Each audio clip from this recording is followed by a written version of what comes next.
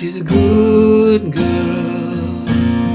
loves her mama, loves Jesus and America too. Free Fallin, Tom Petty, and this is Tom Petty's guitar part, which he plays on an electric, but it works just as well on an acoustic. We're capoed at fret 1 to play Tom's part. We're going to play chord shapes in the key of E. The actual record is in F, hence the capo. Only 3 chords in the whole thing. We start on a regular E chord, and it's going to go to A sus2, 4th and 3rd strings at the 2nd fret. That's the first bar, and the count is everything. The change of chord comes on the and of 2. 1 and 2 and 3 and 4 and.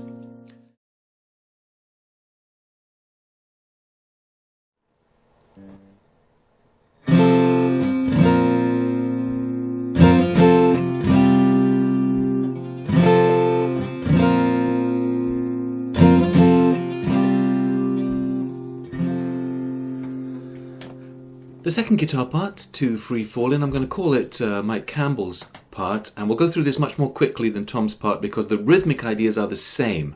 So to get a real detail on the rhythmic ideas, check out the Tom Petty part, the Guitar 1 part video.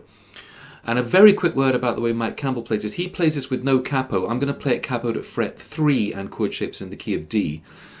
He plays it with no capo, which means he has to be much more precise about exactly what strings he's getting in order not to get open strings.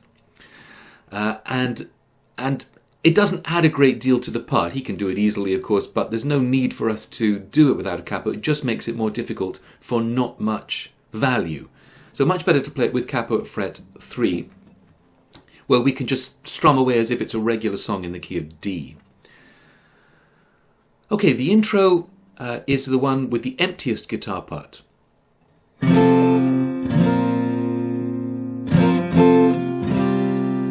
I'm not going to go over any of the rhythms. They're all in the Tom Petty part.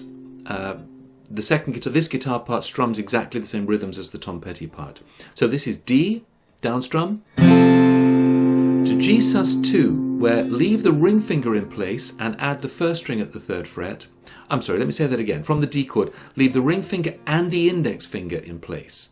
Middle finger comes away, add the first string at the 3rd fret, and this middle finger comes to the 6th string, 3rd fret, where it frets that 6th string and also mutes the 5th string. Now you've got a G sus2 chord.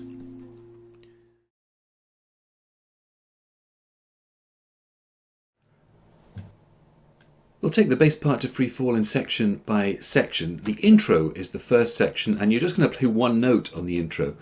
The first time round, the acoustic guitar's riff, you don't play anything, and you come in on the first beat of the second time round the acoustic guitar's riff, sliding into the first string at the 10th fret.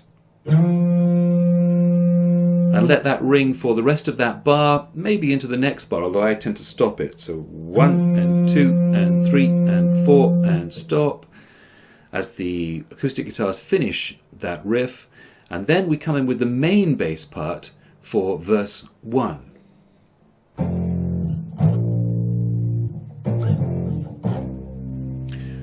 That's essentially the first of the 2 ways of playing the bass riff on this track. And it's what he plays during verse 1. So it's the 4th string at 1, to the 4th string at 6, but you're going to slide into it. We're in the key of F, of course, here, so you're playing he principally uses root notes here, so the note F going to the note B flat.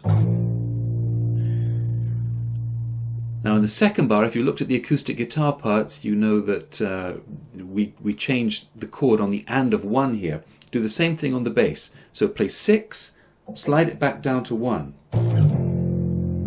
In the rhythm 1 and then to the 4th string at 8, sliding.